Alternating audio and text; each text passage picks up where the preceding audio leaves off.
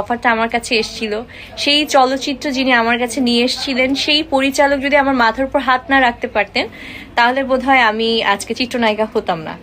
তো আমার সাথে আছে এখন আমার প্রথম পরিচালক, যদিও বা সব জায়গায় নাম লেখা হবে কাজী হায়াৎ সাহেবের, আমার প্রথম চলচ্চিত্র হিসাবে, কিন্তু আমার প্রথম বড় পর্দার আমার প্রথম চলচ্চিত্রের পরিচালক। সবসময় দোয়া করবেন।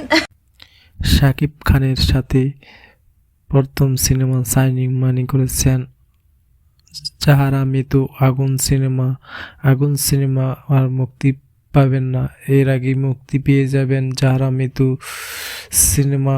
জয় বাংলা সিনেমার পরিচালক কাজী হায়াৎ। আগুন সিনেমার আগে যাহারা মিতুর সিনেমা মুক্তি পাবে জয় বাংলাতে অভিনয় করেছেন, তার সাথে অভিনয় করেছেন বাপ্পি চৌধুরী ও যাহারা মিতু।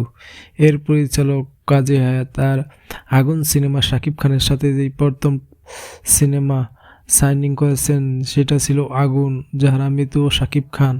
এর আগেই মুক্তি পেয়ে যাচ্ছে জয় বাংলা একটি ছবি, হলো মুক্তিযুদ্ধ কেন্দ্রিক ছবি।